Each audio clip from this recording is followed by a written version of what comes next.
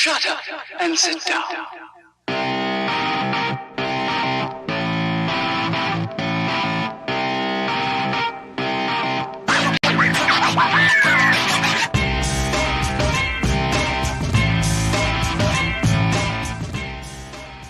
It's round 11 of the ChampCar iRacing series for 2022, and we take the Ford Mustang FR500S to Circuit of the Americas, Austin, Texas.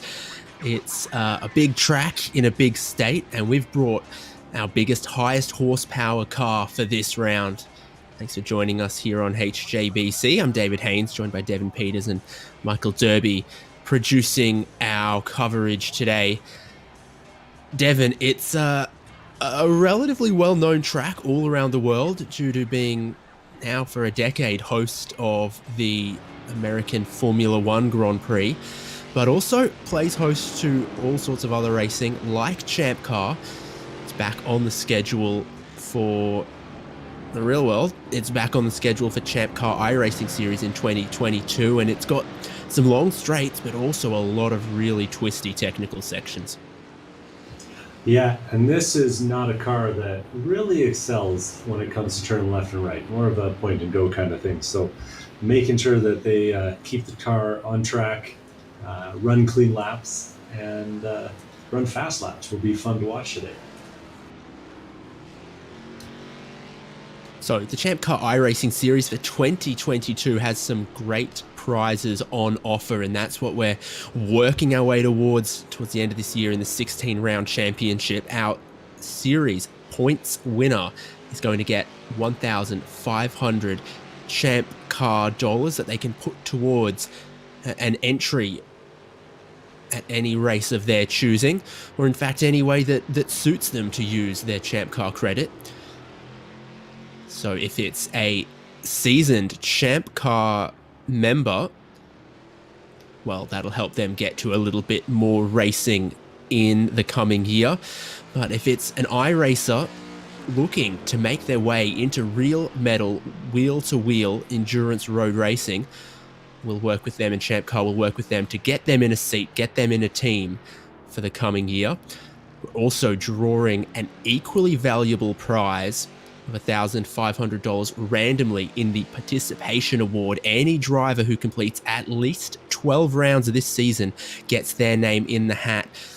Last season, it was a decent number of names in that hat, around about 10 or so, tracking that it could be more this year.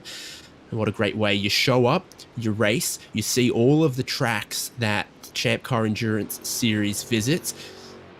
You race on the sim against ChampCar members and other iRacing members from all across the country.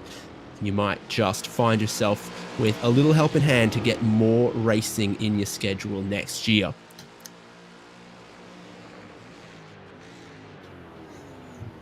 I'm just enjoying Nick Love and Sean Splucher here having a good time in the dying minutes of this qualifying session, showing us the many different ways that you can tackle those S's at the start of the course. Yeah, lots of lines, lots of apexes, changes of direction. Again, something this car struggles with. We have a rotating roster of vehicles across this season.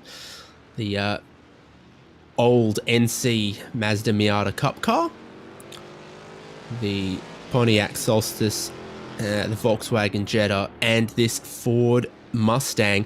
This is, of course, our only V8. It's heavy. It is a little bit dated. In fact, even in its time, it was considered a little unsophisticated, but it was never considered boring. Yeah, and Andrew Pilata has just put down a fast lap. Wow, he's found another 6/10 on that qualifying lap he put in before to vault himself into the 223s. Now the only guy on track running that fast. And if Andrew Pilata is not a name that you've heard before, it's one we haven't heard for a while. It's been, I think, 3-4 seasons since we've seen him, but he's shown up today, and he's thrown down the gauntlet. Yeah, so qualifying, which was a 1-hour session, just coming to an end right now before we get into today's 1-hour race. Everyone starts with the same amount of fuel, which is going to see everyone need to take a pit stop. Now, this is a thirsty V8 machine. It will be quite a bit of fuel at that stop that everyone has to take. Will they also opt to go tires at that same point? This is a car that can shoot through the tires a little bit. A lot of changes of direction here, a lot of cornering, and also a little bit of Texas heat. What are we? About 99 Fahrenheit on the track at the moment. Now, it might cool off a little bit as we go, but certainly those opening laps there could start to do a bit of damage to the tires on these cars. Yep. And we are running a little bit of sim acceleration time today, so we will see ourselves get a little later in the afternoon once the session is finishing off, so we'll see that temperature moving around a little bit. The checkered flag's out on the session. Everyone who's on a lap is going to get to finish it. That's only a handful of drivers. Alex Albert could be one of them, though.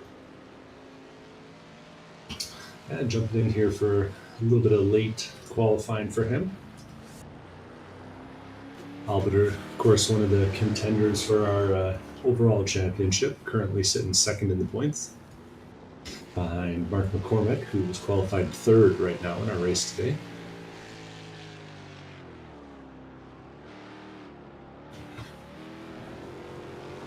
And John Wilding in fourth, another contender, third place overall in the points. Ian Giebler, fifth in the points, or fifth in the race and fourth in the points. So we got a few folks to keep an eye on today. I think Andrew Pilotta's just gone and shaved another half a tenth off that time at the very top of the board. Alex Albert's coming towards the final sector. I've had my eye on his sector times. He had a personal best or two. Is he going to string it all together in the final sector? Was 23rd as he got to the line, and I think that only jumps him to 22nd. Yeah, he showed up a little bit late, and there's a lot of corners to figure out around this thing. Pilotta's still finding new tricks after an hour of doing it, so got to think that the fourth qualifying lap won't be as good as the 20th. 7th, actually. Andrew Pilotta only took 7 qualifying laps to do that. Very impressive.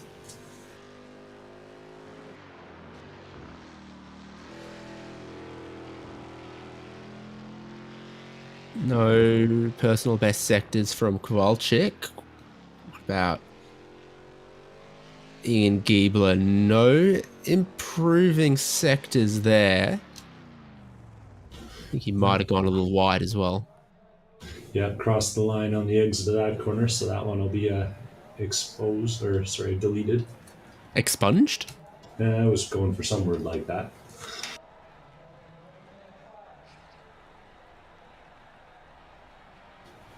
I think that's qualifying done for almost everyone. We're not going to see any massive changes come out of this. So good lineup.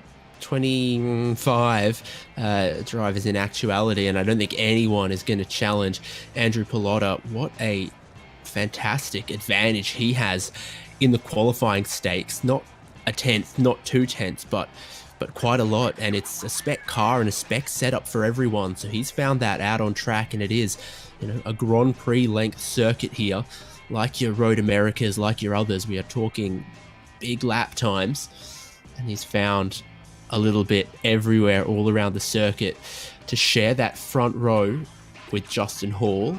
Mark McCormick, points leader and defending champion, then on the inside of the second row with John Wilding on his outside. Next, Ian Giebler and Nick Love, Tanner Dibble and Sean Saputra on row number 4. And then the fifth row for what's going to be a side-by-side rolling start is Garrett Meyer and Jordan Butler. I love to point out guys that are new to the series. So Tanner Dibble showing up in the 69 car, qualifying in 7th. That's a nice first timer. Yeah, and a nice qualifying from him.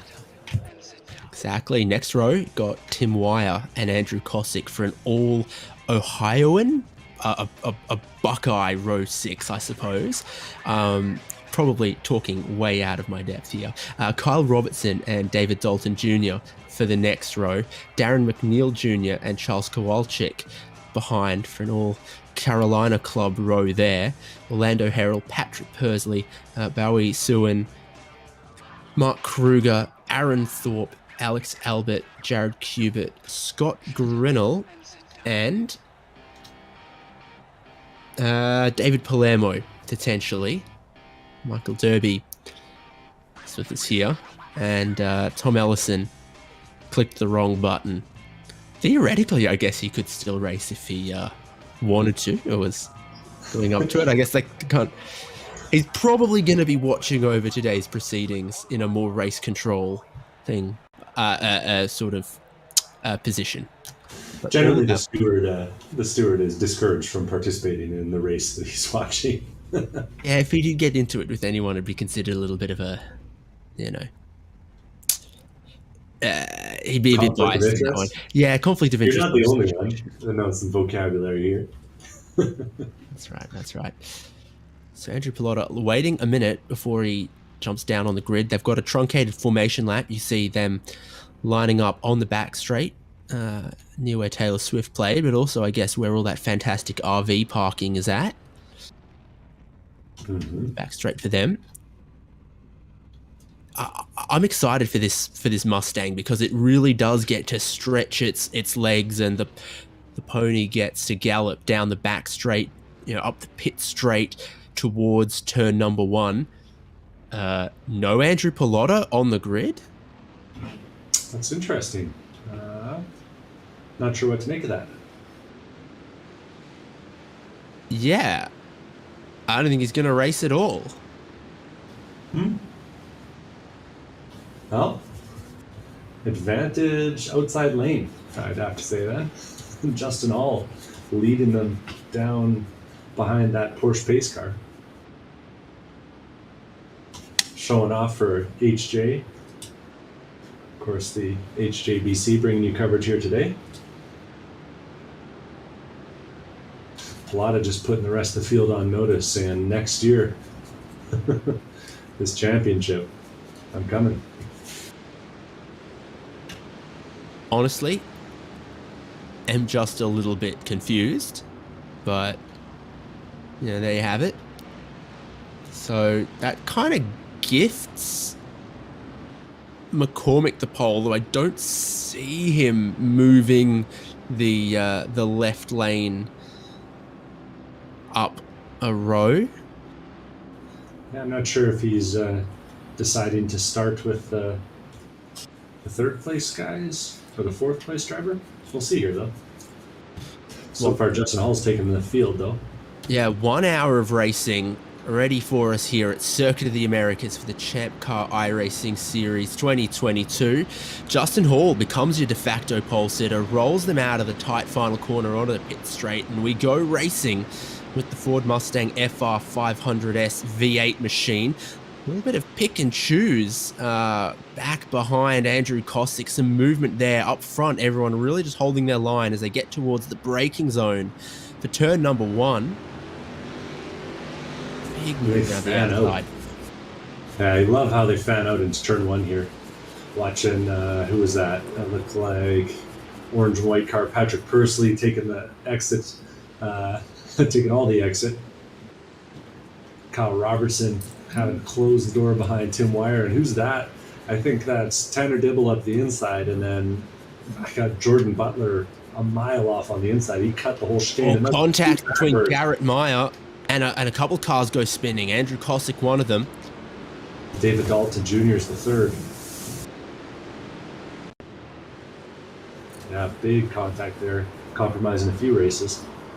But easy to do. Together through the S's. Yeah, and if you're not familiar with the fast lane through there, it's really easy to find yourself wrong-footed as the lines rejoin. Bowie Sewin turned around the wrong way too, with some contact on the exit of turn number 9, sorry. And Alex Albert slowly picking his way through the field. I'm reading him up, where's he up to now? 18th place, picking his way through some of that mess. Tanner Dibble defending down the back straight from Ian Giebler. Giebler started in 4th place, lost a few spots early on. He's fighting his way back. I think a victim of that early start there from Justin Hall. I suppose if you were in the middle of the corner as the leader decided to go, it'd be a tough place to be. Track temp about the same now as it was in qualifying as we get racing. Field works its way through this. Multiple apex right-hander in the final sector of the lap. Justin Hall still holds on to that lead. They're slicing and dicing back there for 5th place. 6th and 7th place, I guess. Giebler just narrowly slammed the door. Yeah, that final sector really does lend itself to, cutting back underneath, swapping back, trying to pass through there if you can. Mm-hmm. Turn number 1, really wide open exit, and then tight at the apex. These drivers finding that this car's got just a little bit more horsepower than rear grip coming out of all these corners. Yeah, really well balanced car for that. Lets you drive it with the gas pedal as well as the steering wheel, more than most. And this little pack at the front, the top 5, is starting to pull away a little bit, spread themselves out, and leaving that battle pack from 6 through 8 behind. Yeah, top 5 sort of maybe playing some long game here. Ian Giebler under a little bit of pressure as he got hot into the S's, and then you find yourself, having to repay what you took through all the subsequent apexes and changes of direction there, and that did let Tanner Dibble get all over him. Jordan Butler right with them as well at the far end of the circuit at a hairpin that kind of resembles turn number 1. Giebler runs it out wide because he knows that your drive off that corner, if it's poor, will leave you oh so vulnerable down the end of the longest straight. Mm-hmm.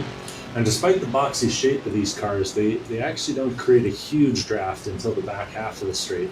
So you don't really see, a big suck up towards the end of the field, towards the end of the straightaway. So not a huge advantage being gained by anyone, despite the way they're staying all in line.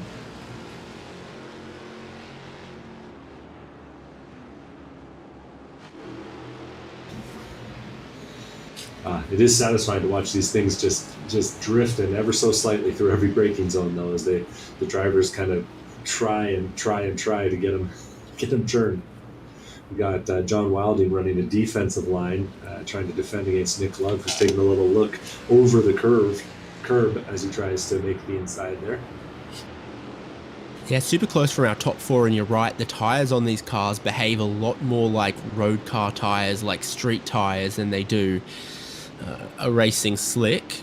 They are sort of a halfway in between kind of compound and tread pattern, I think. But you do see a lot of emotion, a lot of angle from these cars, change in direction through the faster corners. Everyone getting a fair whack of that apex curb at turn number 1. Justin Hall getting away with it, I think, a little more than Mark McCormick did. And you get to this part where the front tyres have to do their work. Nick Love's off the pace there. I'm not sure what's going on. I can't tell if that's car damage or it seemed almost like his throttle pedals, or maybe his pedals moved or something, because he just lost a lot of drive, and all of a sudden he's back on the pace battling with Giebler. It's a H pattern in these, but he might have cut the course somewhat, so he has let his teammate and Sean Saputra get ahead, and he's also fallen in behind Ian Giebler and joined this pack. Yeah, they're battling behind as well. Yeah, that's Tanner Dibble holding up the inside as Charles Kowalczyk tries to make a move on Jordan Butler. And we'll see who gets the best run through. And Tanner, confident on the exit, manages to thread his way through there, narrowly closing the door on Charles Kowalczyk, but losing the spot to Jordan Butler ahead. And then just ahead of them, Nick Love is now right on the bumper of Ian Giebler. As you can see, not really getting much of a draft, but he's going to make the move up the inside here. Lines him up. And Giebler breaks a little later, but Nick Love takes the more direct line to the apex, and it'll be an over-under, but I think Nick Love's going to be able to hold him. and then plays it defensive through this next bit here. Just always kicking it sideways a bit anytime that they're in second gear. Try to open it up. Another corner where you've got to take it narrow on the way in if you're trying to defend. The other guy can try to take the big, wide, sweeping line in, try to carry more speed off the corner than you. But I think if he settles into his rhythm, Nick Love might have a little bit more pace than these guys. He was going with, was the top 4. It's now kind of the top 3. Yeah, Sean Saputra said move over Nick, and then kind of anchored himself onto the back of that group, and he's doing his best to get up there. We'll see if he's got the pace. But sure enough, Nick Love is trying to drive away as Ian Giebler tries to latch on as well and leave that pack that was, I'd say, arguably slowing him up behind. New fastest lap of the race from Justin Hall in the lead. Still holding Mark McCormick off. And technically out-qualified Mark, so, you know, shouldn't be too much of a surprise. Yeah, it was tight on the way into the S's for those guys, and now it's gone from 3/10 out, a little more to half a second. Ebbs and flows through the different sections of the circuit here, and depending on who nails each one of these corners correctly. It is really not obvious what the fast line through this is. I liked what Justin Hall did, but he nearly put it out on the grass on the 9th or 8th turn there, so it's hard to say. Officially, there's 16 turns, and I don't think they're making any up or padding out the numbers on that. I think that's pretty accurate. Yeah, I think you get an extra chicane on the exit if you point it too far at the grass, though. Either way, all kinds of different lines being tried out. And I think a key part of this is trying to manage the tires under this car. With the power that it has, it's able to beat them up pretty good. So making sure that you're being thinking about the whole race, not just the lap, is kind of key. Always run deep. Justin Hall's gone super deep at the end of the straight there, off the track a little bit, but maybe just in position to hold on to this one. McCormick smells a bit of blood in the water, looks to go round the outside here, and that's the move, that's the play, because it gets into the inside at the left-hander here. John Wilding watching on, as now it's Hall's turn to try to get around the outside on that super tight line there. I don't think the differential's especially well tuned in these cars sometimes, because on the tight line like that for McCormick, he breaks out into a bunch of wheel spin. And that's the kind of racing that sector of the track was designed to give. Hall, under pressure, kind of lost it, held his nerve a bit later into the sequence, and now holds on to the lead, but it was really under pressure there. And this is the moment, 3 laps into the race and the tires are starting to get warm, and all of a sudden your braking points start moving on you. Track's toasty. Yeah, track's already 103, 5 degrees, 7 degrees warmer than it was in qualifying.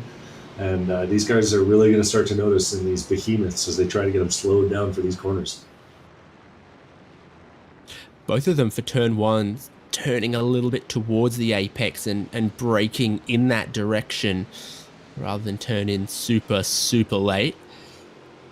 Great to have 3 cars within a second up front here. They are not getting away from John Wilding at the moment. And Hall is obviously under a little bit of pressure, a little hot through that sequence, but then so was Wilding at the next apex. It's like, he's going to have a look in an unconventional place. I don't think that works because it's a smooth long right-hander into a sharp left-hander at the top of the hill. Justin Hall left him a lot of space, and I think Mark McCormick's a bit lucky for that. Justin Hall did not leave a lot of space on the exit of 10 there, though. That was something else. McCormick taking a look up the inside here. And Hall really likes to take the wide entry on these corners, which, on the textbook is the right line, but it's kind of like racing a go-kart. Everyone's so close behind you that you do have to race defensive once in a while, and you don't give up too much doing it. Justin Hall getting what little meager bit of draft there is as he tries to line up a move here down the back straight. Yeah, McCormick rolls out of it quite early in that, and Hall learned from a lap ago, doesn't outbrake himself, does that pretty sweet. And if you're McCormick here, you got to be, McCormick is experienced in this series, and so is Justin, but I got to think that McCormick's thinking big picture. He's thinking, where do I want to be at the end of this race? And being behind Hall, being able to lift and coast a little bit at this phase is a really big advantage later on, because this thing is gas guzzling. Yeah, and what that feeds into is that the pit stop times can be quite long to be able to refuel how much it takes. Great battle at the lead, but racing elsewhere too. Nick Love is kind of leading a group, and there's a few out there as well. Yeah, I've been kind of enjoying this one between Mark Kruger in 13th and Orlando Harrell in 14th. Both white cars with slightly different liveries, but the two of them have been going back and forth at it over the last couple laps already. Different little variations to their line here as we see them going down onto the front straight. And at different points, they've had everyone all the way back to 20th place, it seems like, in the battle with them, as they're swallowing over 13th. And you see it again. Harold takes kind of the conventional line, Kruger a little more pinched on the exit. You really see the different driving styles, you know. If a guy prefers to kind of get the rotation done earlier or later on a track like this, when it's nice and wide, it really starts to show up. It's just not a car that likes to be given more than one input at once. It can brake, it can turn, it can accelerate, but if you ask it to brake and turn into the corner, it doesn't always seem to want to do it. If you ask it to turn and accelerate, you start getting into problems later in the stint here, especially with these abrasive track temperatures. Alex Albert's trying to put a move on David Dalton Jr. here for 17th and 18th place. Albert coming off a performance, I think a win overall at the BIR 24. They don't give those watches to second place, Devon. Yeah, I believe with Pinky's out in the 146 there, was it? Either way, he's using all of the runoff as he tries to find some time on Dalton there. If they paved it, I paid for it, he says. Hey, they said pay for your race weekend fees, right? So. And checking back in, I'm seeing Charles Kowalczyk and Tim Wire getting real close together too, battling over 9th and 10th place. Yeah, it's been real back and forth in this group that still has sort of Giebler, Butler, Dibble, Tim Wire as well. Yeah, our timing screen is just lit up with battles right now. So I do think Tim Wire cut that corner a little bit and is now maybe paying for it in the final sector here. Yeah, I'd say so. Checking back in on the lead, Mark McCormick's gone and taken it for himself, leaving Justin Hall behind. And their little group of three with John Wilding is now a group of two. I think Wilding made a little mistake, got himself a slowdown.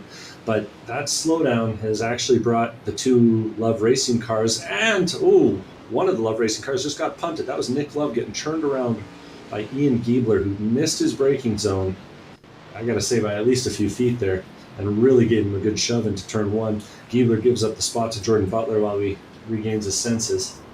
But that was a hard shunt, and nothing Nick Love could have done there.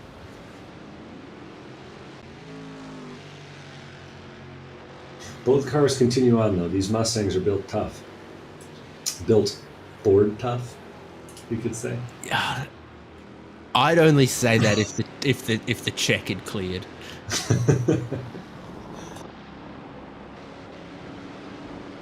And I'd say it every day. Yeah, send the check. We're in.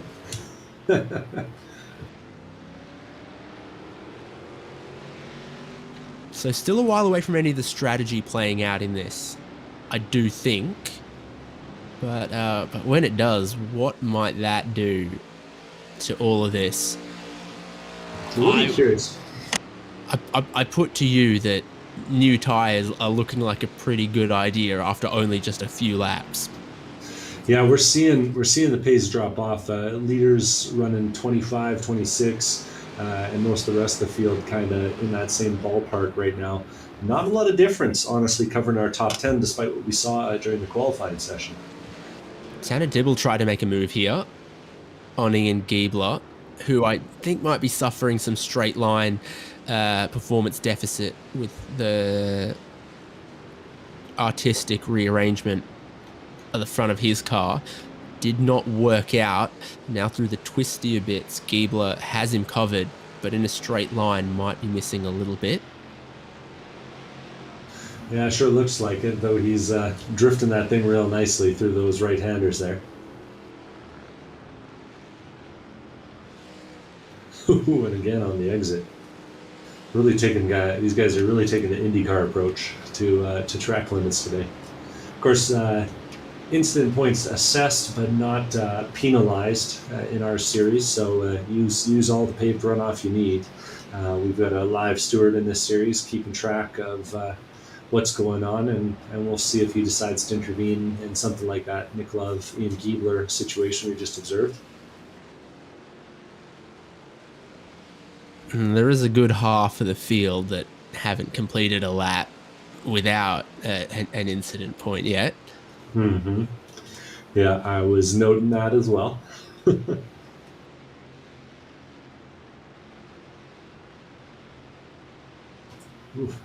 And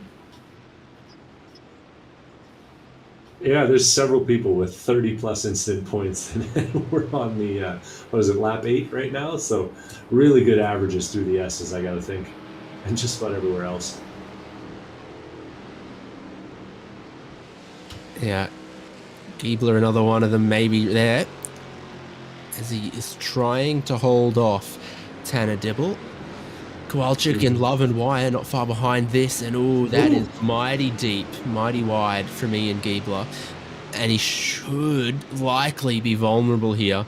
Tanner Dibble, you'd expect to have a little more straight line performance. Kowalczyk gets closer as well, and at the end of the straight here, it could all be on. Ooh, it's going to be tight here. Let's see if Dibble makes the move. He lifts in the braking zone. Decides he doesn't want it. It is a tough spot to make a pass. Ironically, one of the more narrow corners on the track after the biggest straightaway on the track. But I'm noticing at the back of that group that Giebler's best friend, Nick Love, is creeping back up too. So despite getting pointed the wrong way, and things get really checked up there. That's got to be a bit of a course cut there for Charles Kowalczyk, surely. He tried to have a little bit of a dive in the traffic. It did not work. Now he's well out wide. That's a spot for Nick Love. Now trying to pressure Tanner Dibble. Well, he thought about a look up the inside there, but there's not really much to it. That's some grippy AstroTurf those guys are driving over, and Kowalczyk's hitting the brakes real early, I think, giving back that course cut. Being strategic about where you give back your penalties can be key in a race like this too, because there are some places where it's more efficient on the track to give back the time than in others.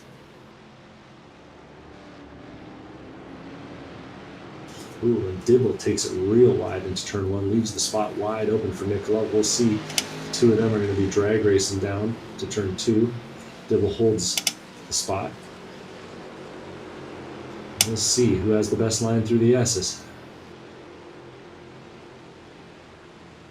It's always tough to tell, isn't it? Sometimes you see someone carry a lot of speed through the first apex and you think, oh, they're on a good line, but then they have to pay it back a little later in the complex and someone else comes back at them. So it looked like Dibble got in there really quickly, but now he's a little out of position, a little out of shape.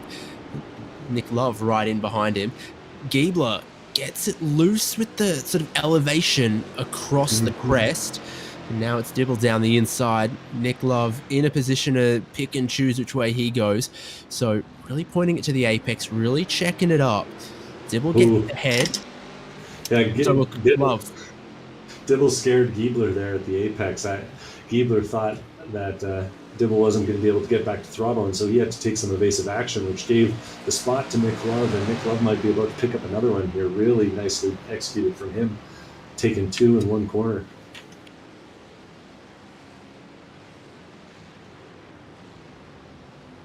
So it is all a bit of a mess here. Tim Wire maybe thinking he wants to get involved too. This is some great racing here. For those of you wondering about the front, Mark McCormick, John Wilding, and Justin Hall are all still hanging out together as a group. Seeing McCormick start to generate a little bit of a gap, but those go away quick enough once someone gets a slowdown. So we'll see if that becomes a trend. We'll let you know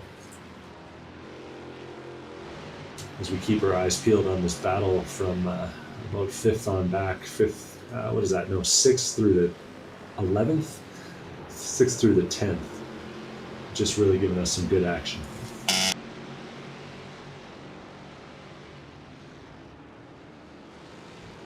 Yep, sure are. Onto the front straight, all of them go. Led by Nick Love.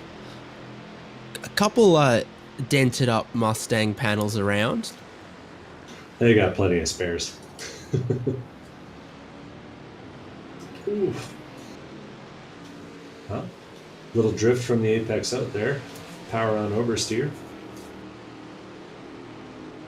But Nick Love makes it work, and he and Dibble are starting to break away a little bit, but we'll see what that looks like after the S's.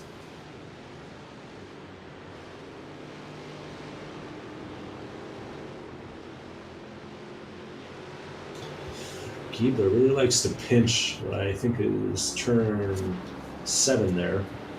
It kind of gets him behind the corners, though, through 8 and 9. Oh, we got someone really wide. That's Tim Wire, really, really wide. Takes 4 tires on the grass there. Wonder if that'll be a slowdown. Not sure, because it was wide, not a cut. Mm-hmm. And again, I see another one going wide. That was Kowalczyk that time.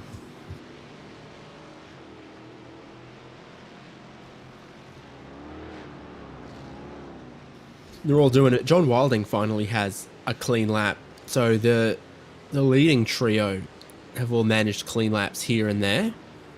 This group haven't, but they've got a lot on their mind and on their plate right now, battling in this group. Wire, for example, was trying to attack. Now he's trying to defend. Holding the inside line against Charles Kowalczyk there. Kowalczyk still wants that inside. Oh! And what's that? The cone of danger? I think he saw that and got out of it.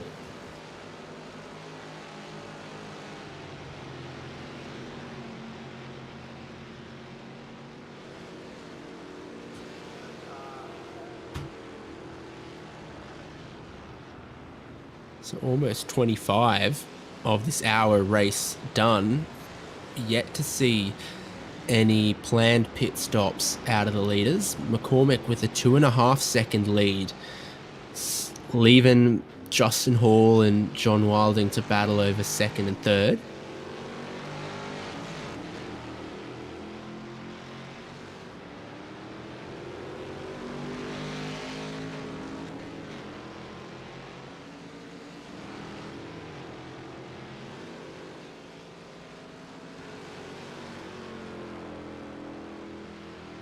And that gap is really starting to grow. I think McCormick's found some pace for sure. I think he's got some consistency at a time when others are warms a little bit.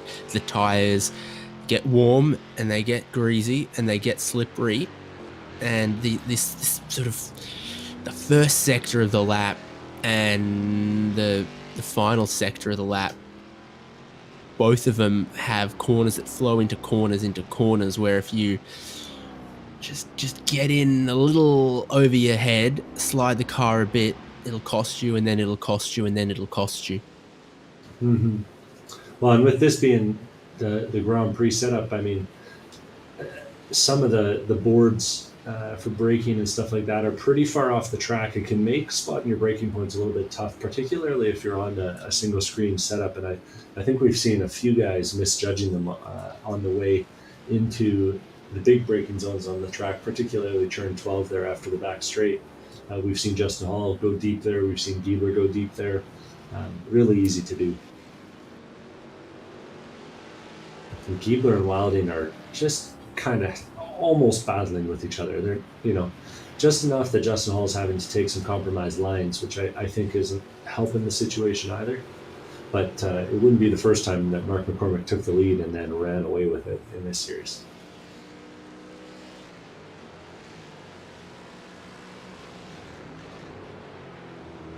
used to be the case that there were some sausage curbs on the exit of the final corner.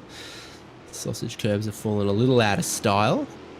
Now it's just Toyota advertising and AstroTurf. I'm happy for the driver's safety. A little bit less happy about the other impacts of that, but be what it may. Watching Sean Saputra and looks like Jordan Butler getting into it a little bit. The two of them pretty close to each other, battling for 4th and 5th place. Yeah, Butler's car still looks pretty clean compared to a lot of the others around here. It's Apex, Apex, Apex, double Apex, into Apex.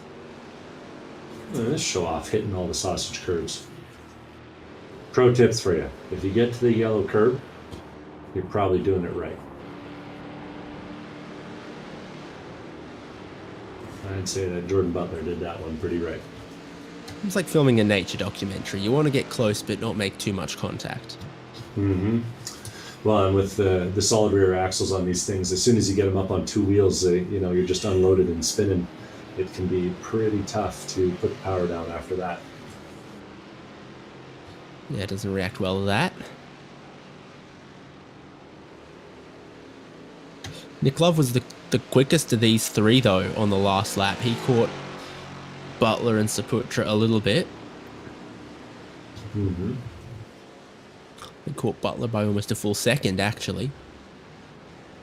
Another little battle that I'm watching going on between Darren McNeil and Patrick Pursley for 15th and 16th place.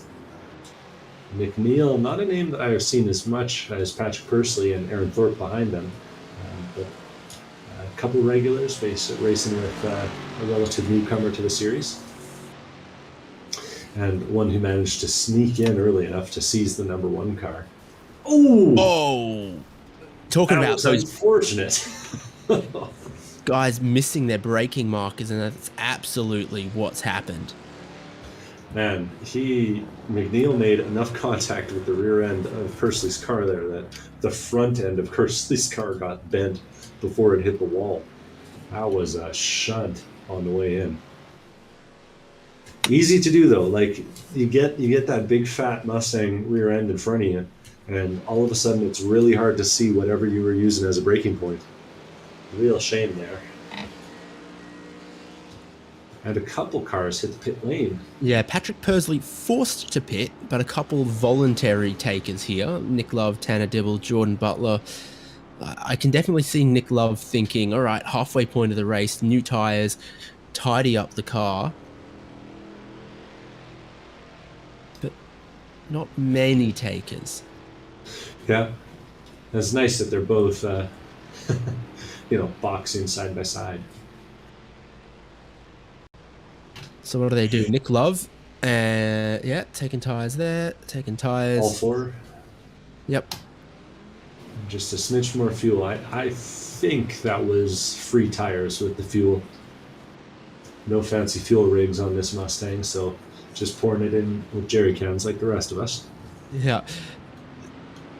Only problem that Nick Love's going to encounter right now is it means he's rejoined right behind the battle between Mark Kruger and Bowie Suen. And Nick Love's going to have a lot more grip than these guys, so he's kind of got to get around them pretty quick. Yeah, that's not what you want to see when you get out of the pit lane. Alex Albert, too, with that of the series, is going to be a problem for Tanner Dibble if he can't find his way around him either.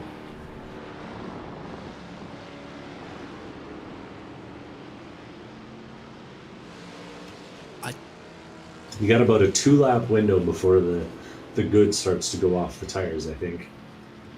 Yeah, and I think those stops sort of precede.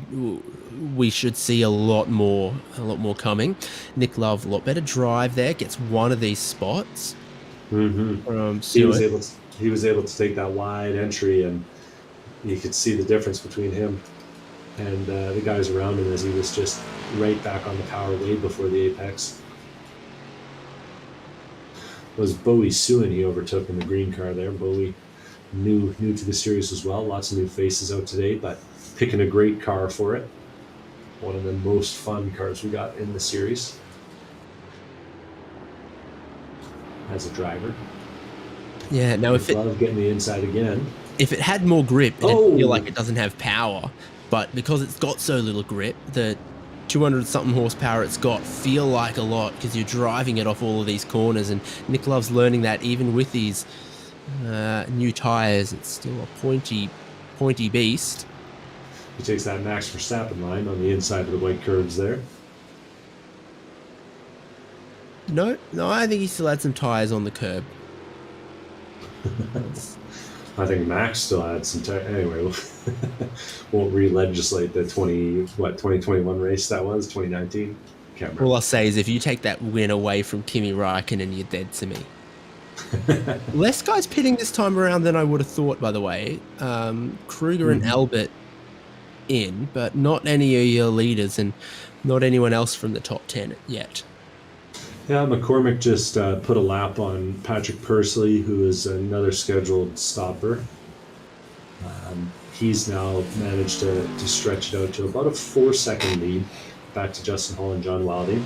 Justin Hall has been known to use his Florida man math to make some wild pit calls in the past, though pretty, short fuel and all that. So we'll see if he can make up some of that in the pit lane.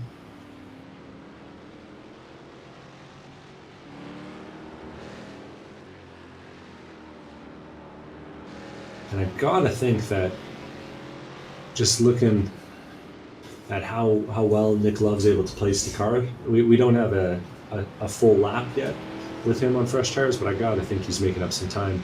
Just looking at the 27s, 28s that much of the top 10 is running right now.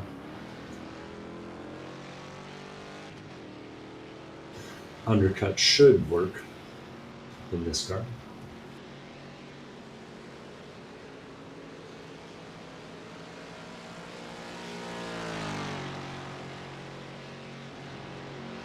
Yeah, should be noticeable. We'll see.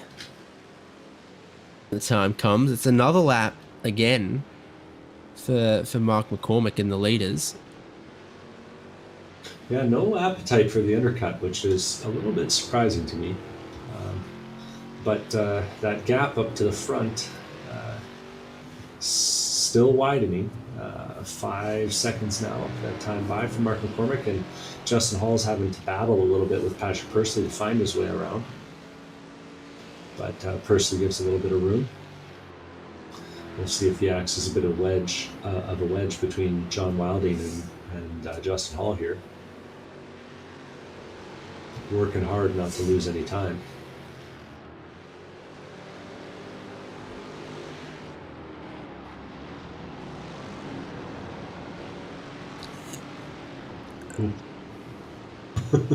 A little erratic, I would say.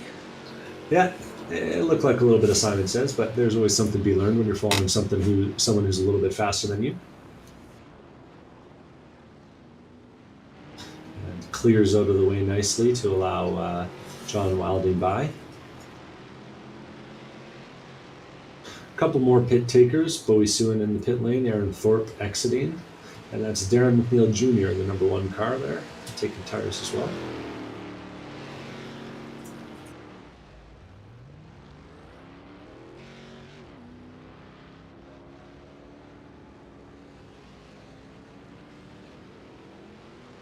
And opting not to take the fast repair, interestingly, for McNeil. So he's still got that bent up hood. So he must have some plans for that hood.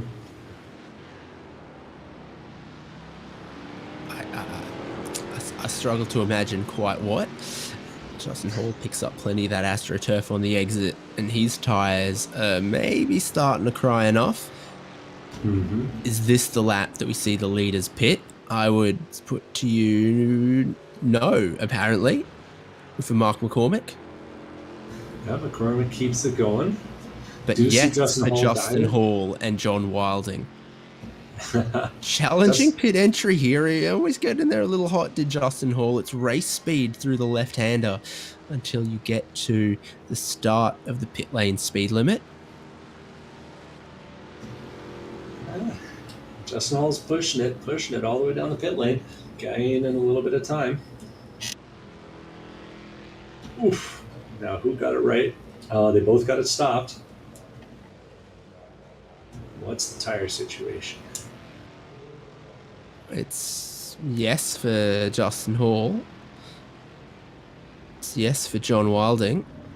And that's Ian Giebler, who's pulled up behind him as well from 5th place, leaving Sean Saputra out there. And away goes Justin Hall, and my timing got a little bit confused. Yeah, that was a quick stop. I'm not sure that I buy 2.3 seconds on the pit lane, but I'm thinking he must have crossed the start-finish line, getting into his box. We won't have good numbers on how much fuel people took today. And in case you're wondering, we've got Nick Love cracking the 70 incident. So impressive stuff there. Justin Hall's managed to make a little breakaway from John Wilding on the exit of that pit stop too. I'd say about 2.5, 3 seconds between the two of them. So that'll be significant. Tim Wire has come out right in front of storming Nick Love. So guys who were battling each other much earlier in this race reunited. Mm-hmm. Wire should have the advantage in this little battle that we got going on between the two of them, but you never know. Ooh. Nick Love testing out the front end of that Mustang. Oh, and I think that was all on Wire, because they made contact on the way in, but Wire lit him up on the exit. Yeah, as he got that apex curb, you know, the way the rear end is on this car, the way the differential is, just as he lit it up, getting to the apex, it just kept sliding around. Yeah.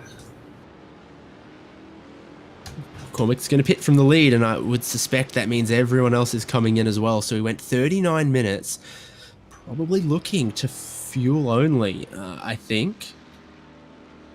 I gotta wonder, seeing tires on the right side, I'm not sure. He saved so much fuel, I almost don't know if he can, only right sides. Yeah, I don't know if he could get 4 tires in before he needed to before the fuel was done, rather, but right side's only for Mark, so that will be a key difference. Kyle Robertson takes it real wide into turn 1, leaves plenty of room for Mark McCormick up the inside. Robertson and Orlando Herald haven't stopped yet. Only a couple cars that haven't, them and Jared Cubitt.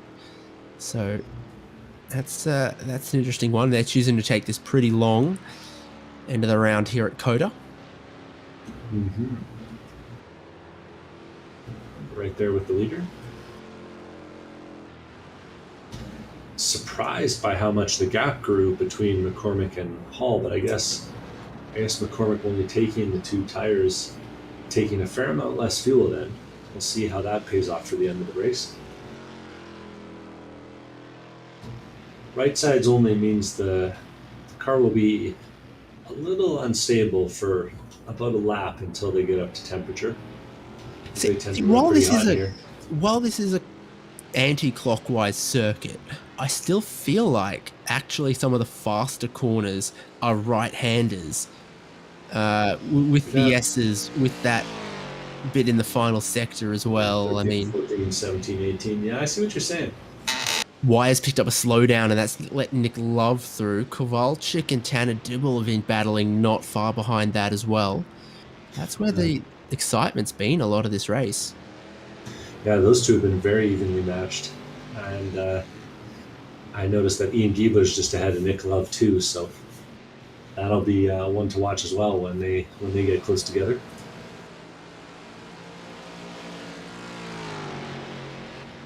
Despite nearly 45 minutes of racing, we've still got it looks like a whole pack from Ian Giebler all the way back to Jordan Butler that are pretty close together. Could be getting closer by the end. Tanner Dibble had a big moment at the end of the back straight there. locking him up.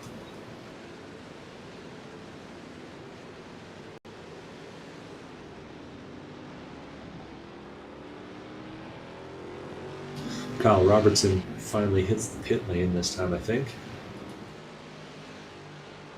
Yeah, sure enough, he's rolling slow. Yep. And Orlando Harrell as well. So looks like 17 laps is the utmost limit for one of these cars.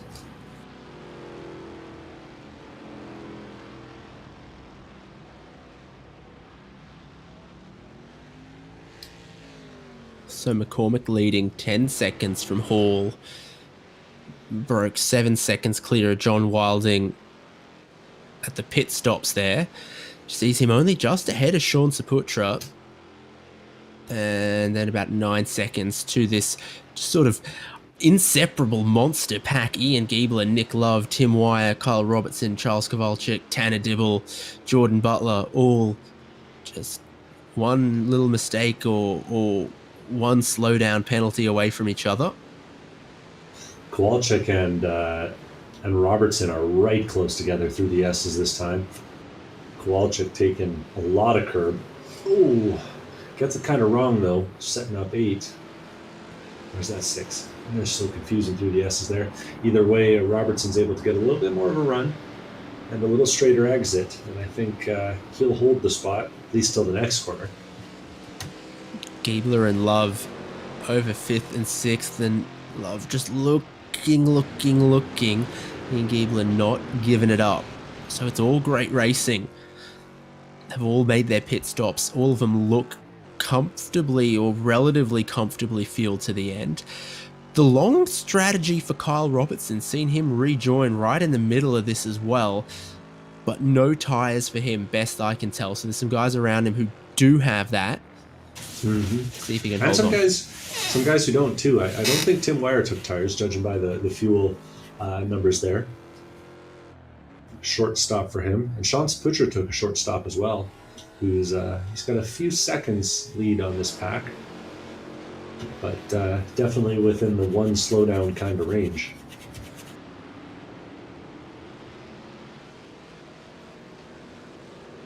This battle between Giebler and Love, though, will be the hot thing, I gotta think, for the last 15 minutes here. Oh! Who is that facing the wrong way? That's Jared Cubitt in the green car. Nosed into the wall and stuck. Can't find a way to point himself back in the direction of traffic there. Oh dear, it doesn't seem like it hurt anyone in this battle group.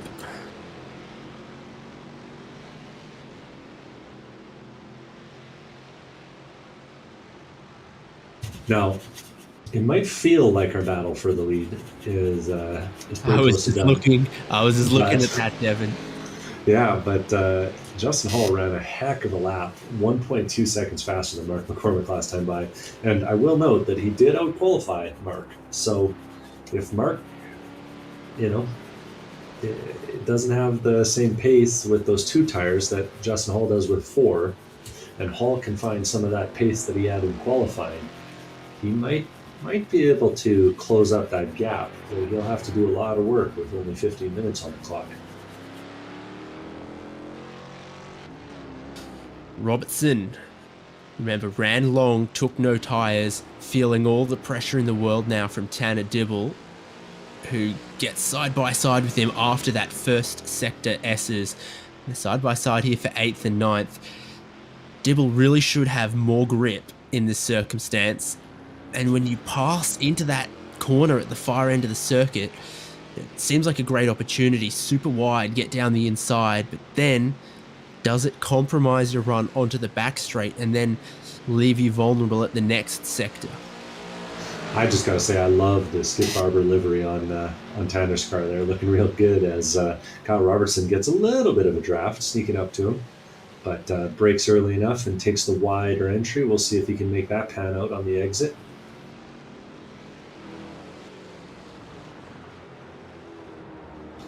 Love and Giebler are starting to get close together again as well. Butler and Kowalczyk lean on each other. So what I love about this is anytime you look down the long straight or through the S's, they're all of them all over each other. Yeah, it's one of those tracks where it's easy to get close together. Ooh, we see a little touch there. That was Robertson. No, sorry, that was Kowalczyk and Butler making contact. But yeah, it's really easy to get close, but it's really tough to get that last car length. You know, Giebler has a huge slide out of the final corner, and Nick Love senses an opportunity. Mm-hmm. Looking, where do I brake? So then he really dives to the apex to take it tight there. Giebler couldn't get over under, couldn't carry lots of speed out wide, and that's Love up into 5th place. Ian Giebler in 6th. Tim Wire right with him in 7th, and battles on behind him.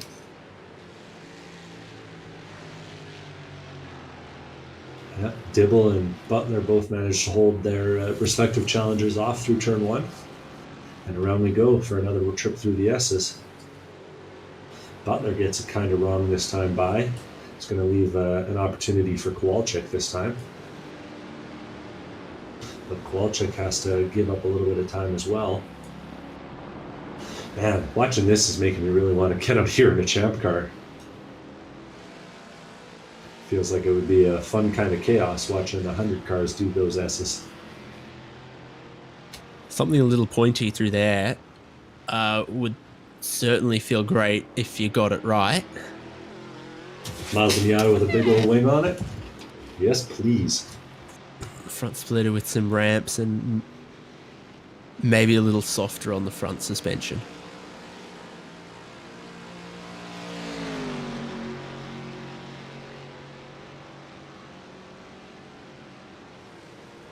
Got to think that Mark McCormick's listening to our radio broadcast because after that speedy lap from Justin Hall, McCormick's found a little bit extra and managed to match him last time by, and I think gaining a little bit this time.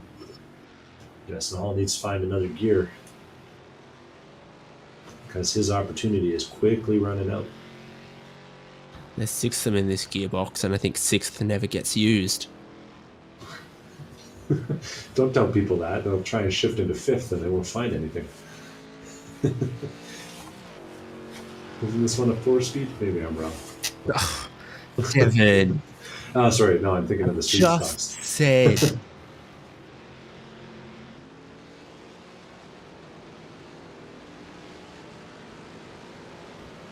The battle between Butler and Kowalczyk has stayed tight, but they've also managed to make some ground on Robertson. Despite that pit stop real late, is really starting to drop back through the pack. Butler's taking a defensive line on the way in to turn number 1, holds off Kowalczyk. Kowalczyk getting the run though. He wants to take a look up the inside. Doesn't have any room for it. Good job by Butler placing the car right on the apex, not really leaving that opportunity. And really making it tough for Kowalczyk to do his job through the S's, you know. That close to the guy behind. He's got to have some real good references, otherwise he's not going to be able to see what he's doing through there.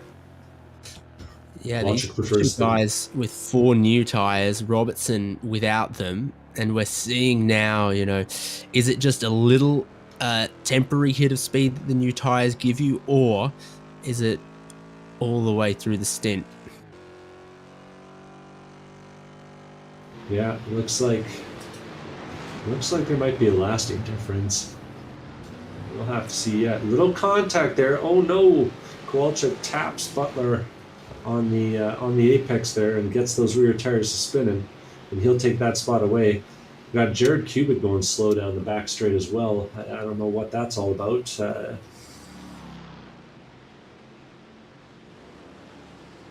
I'm back on Ian Giebler and Nicholas Love because those two haven't managed to get separated yet. Tim Wire's knocking on the back door as well.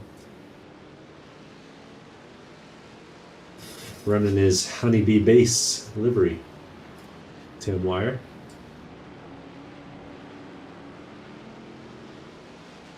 I mean, Pat Benatar said it best, love is a battlefield. inseparable here. Yeah, they're definitely making a case for it today. Let's see, though. Love did have the pace earlier on, but it felt like one of those deals where Giebler had enough pace to stay when they were close. Love get a slowdown because he really got Seems offline, like it. checked it up, and Giebler gets through. Wire gets through. Easily Yeah. done in that final sector. How many times have we seen that? Yeah, we've seen a few from him for sure. And Nick Love, with 96 incidents, crosses the line with the second most of anyone in the field. I think Charles Kowalczyk's currently got the most, but we're seeing some real impressive numbers out there today, guys. Keep it up. Dedicated racing, though, for sure. And if Love could get that slowdown in the last sector out of his repertoire, I think he'd drive away from these guys, but he keeps on doing it. 7 minutes to go. Tough to spot your apex, actually, at the really tight corners where it's folded in on itself in that final sector. I absolutely believe it. Love did a good job of finding the apexes there, though. He's got a good run on Wire. Wire slams the door shut. Nicely done. Defensive driving. Love has to lift out. Oh, Love doesn't. Slams on the brakes real late. Manages to get it around the corner, though. It takes a very direct line in and out, but manages to do it faster than the guys around.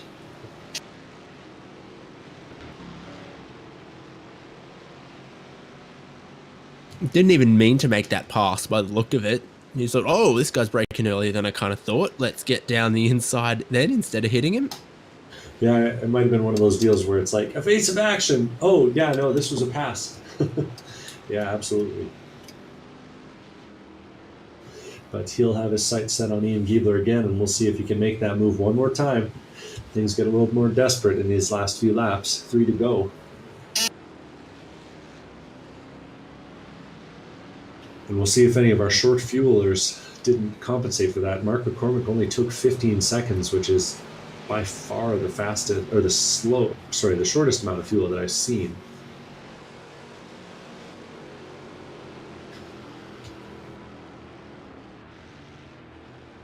Yeah, they got a couple more to do still.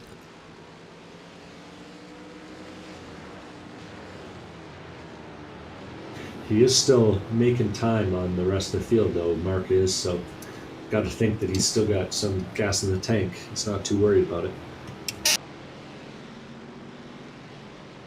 I have to reach out to Andrew Pilata and see if he wants to come out and give Mark a run for his money next time. I was looking forward to that battle. Certainly a very strong qualifying performance for this car and track combination.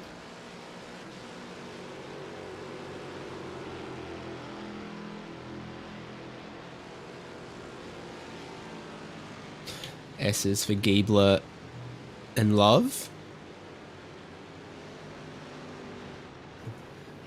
Notice they do the next, not this corner, the next two corners pretty differently, depending on the lap. Love tending to prefer that really tight inside line. Opens up the left-hander a little bit more, and then runs it a little bit wider. He is, I think, the second driver to crack that 100 instant mark.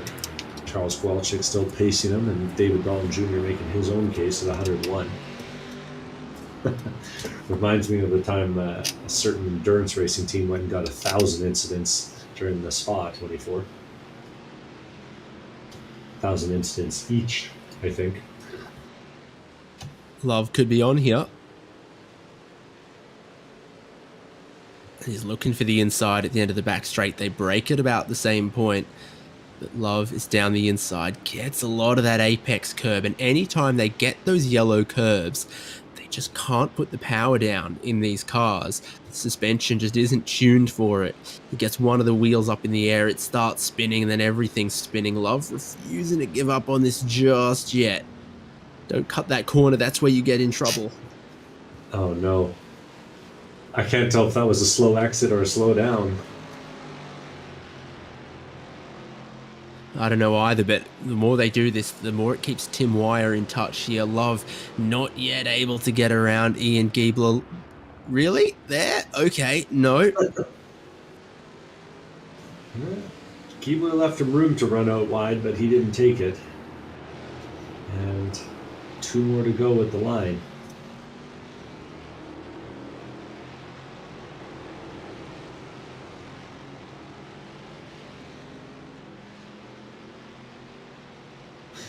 Got to remember, I believe Wire didn't take any tires. Not sure what the situation was for the other two.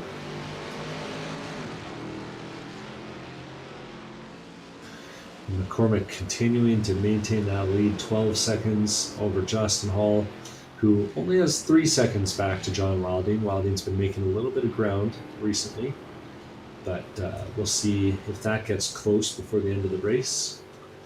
And our top 5 battle still the closest, but a few others starting to pop up through the field. I'm watching Tanner Dibble and Kyle Robertson in 8th and 9th right now as they give each other some trouble through the S's. Really good overlap. Dibble takes the more standard line, staying on the track. Robertson puts it all over the curves. They come down into this passing opportunity here at turn 11. Both of them take the standard line. It's going to be about the run. Dibble on the AstroTurf. Manages to roll a little bit more through the apex, though. Looks like he'll be driving away from Robertson down this straight more than anything. And up ahead, they're too wide. I think Tim Wire's got to move on Nick Love. Definitely appears, but Wire breaks a little earlier than Love's willing to do. Oh, but Love is out way, way wide. Surely can't hold on to that one from there. Ooh! Wire covers him off. Slides a little bit at the apex, but is positioned correctly. And that's all that matters here. Not the speed, but just the positioning. And again, wrong foots Nick Love. Yeah, and Wire's doing a good job of being in the way when Nick Love would get the advantage in the corner. He can't, because Wire is just putting himself half on that line and tapping the brakes when it matters. Well executed there. Dibble and Robertson back at it again. Really evenly matched between those two. Coming into the final turn. One more time. Yeah. White flag for Mark McCormick. He's already a third of the way around the lap. For these guys, they're seeing it now and thinking, where am I going to pass this guy and make it stick? Robertson, could he be short on fuel, or is it just a trick of the angle? I'm not sure there, but I am noticing Wire defending against Nick Love, but it's not enough as Nick Love takes the spot. But now Ian Giebler's gotten 2 seconds up the road from them, and Nick Love will have to do a lot to get that back before the end of the lap. We'll see what he manages. Meantime, I'm keeping my eyes on Dibble and Robertson, and a few others behind him. Yeah, I'm not sure Robertson has the same grip as the car in front, but what he is more consistent and smoother with how he's placing the car. They both get plenty of that curb. So the advantage initially that Dibble had of the new tyres has plateaued a little bit.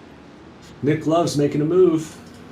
Just jumped up the inside of Giebler. Giebler's gone and taken the whole exit, the whole runoff, and he's gotten a little bit more run, but we'll see. Nick Love might be able to side draft him down this straightaway,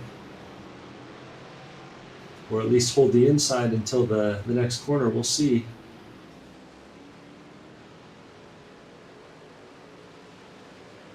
Sucks up. Ooh, brakes a little bit early. Was Giebler too late? Giebler slams the door. Nick Love manages to hold the apex, but he holds it tight on the exit too. Pays the price a little bit. The final corner is your race leader. Didn't get the pole, but once he put the foot down in the first stint, they couldn't keep up with him. Mark McCormick bags another win in the ChampCar Endurance Series at Circuit of the Americas, but it's not over elsewhere out on track. Yeah, Justin Hall is still holding off John Wilding. Very close between the two of them, but Justin Hall is going to take it by about 2 car lengths at the line. And Ian Giebler, Nick Love, and Tim Wire are still going three ways. Yeah, penultimate corner. Giebler still seems to have it from Love and Wire. Robertson's got some overlap going into last corner on Dibble. Yeah, and Kowalczyk's there to pick up the pieces if anything happens. Robertson tracks out, maybe squeezes Dibble a little bit. The line comes up pretty quick here at Circuit of the Americas, though, so a good last lap from Kyle Robertson. Yeah, and Robertson manages to hold it. And Cossack and David Dahlm Jr. have been battling quietly over 13th and 14th place for much of the end of the race. Dalton managed to get the upper hand. I think he's going to be able to hold Cossack here. Oh, Cossack gave it his all through that last corner, but it was a little too much for the rear tires to hold. And Orlando Harrell and Aaron Thorpe crossed the line with Bowie Sewin not too far behind, last driver on the lead lap. Yeah, some pretty good racing from this car. It has character. It has a bit of bite aggression to it. Needs to be sort of wrangled a little bit. It's bullfighting around the track with this car. The drivers really enjoyed that with their racing, it seems. And the usual amount of post-race griping too.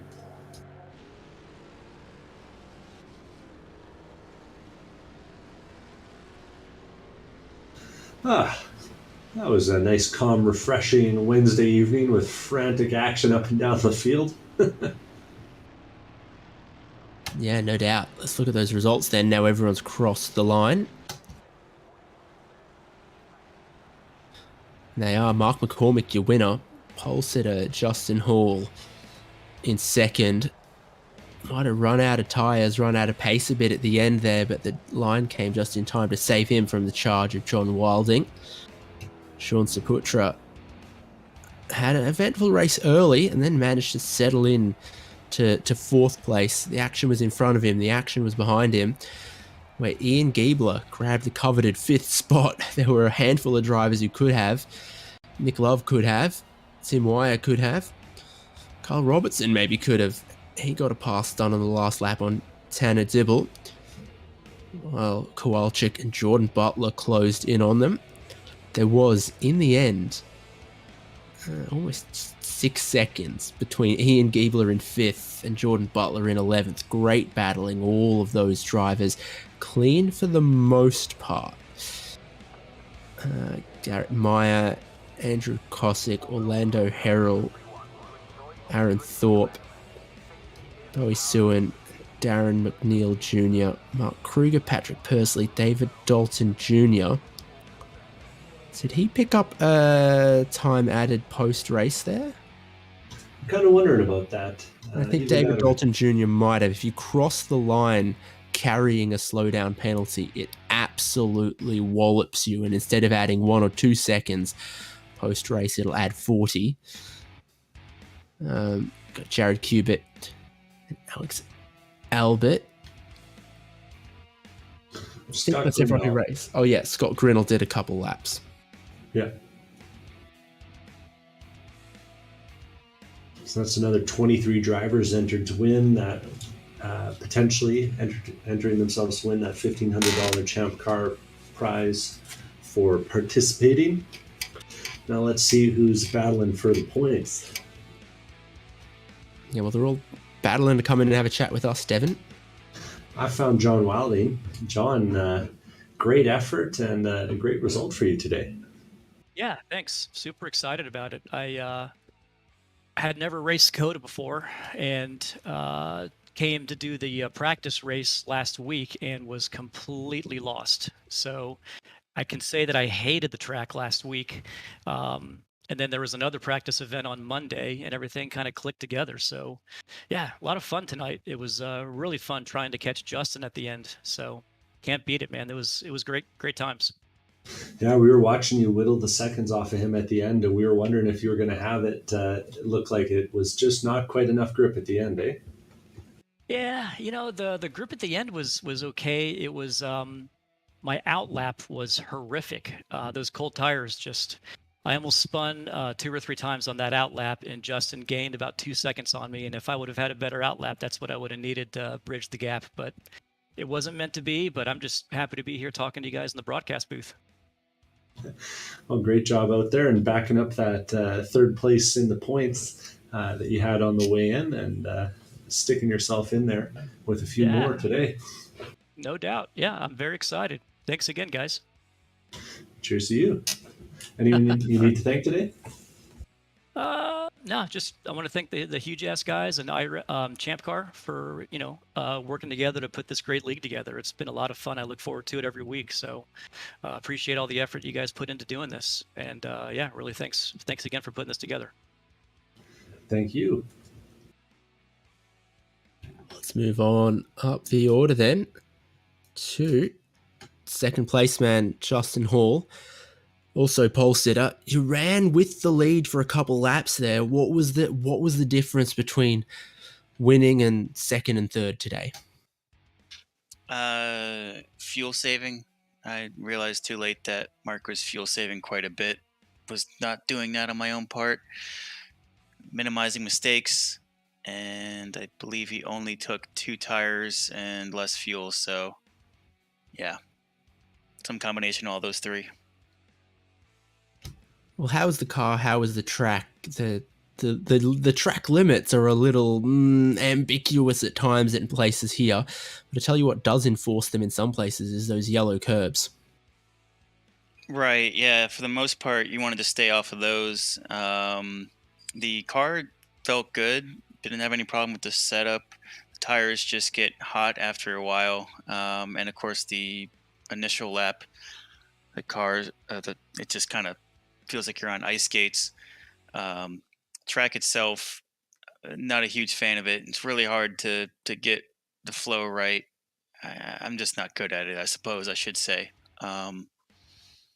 Yeah, just did my best to keep it all together. I was happy with second. Well, congrats. Thanks, guys.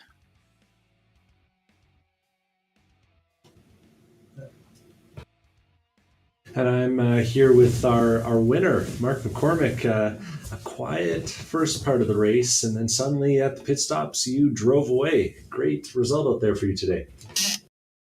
Yeah, happy with the points. COTA is always tricky with all the hairpins and such. The first half of the race was a lot of fun racing with Justin. We always have some close, respectful racing sometimes early in the race, so always fun we get to do that. It looked like you were maybe pacing yourself off of Justin in the first half, even though he seemed to have the advantage on you in the qualifying. Were you sneaking some extra fuel there? Yeah, just a little safety measure, just to be sure.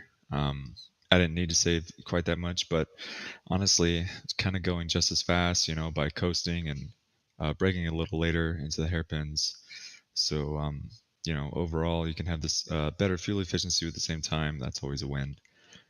Honestly, Justin and I were close the whole race. It's just I think he took more fuel than me, or both tires, both sides, or something that cost him in the pits. And then, after the pits, we were right around 10 seconds gap the whole time, the rest of the way.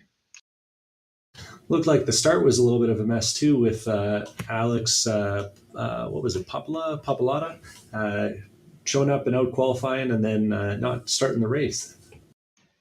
Yeah, I don't think I could have found a full second on the track every lap for that whole race. So I don't know how it would have been if he chose to stick around.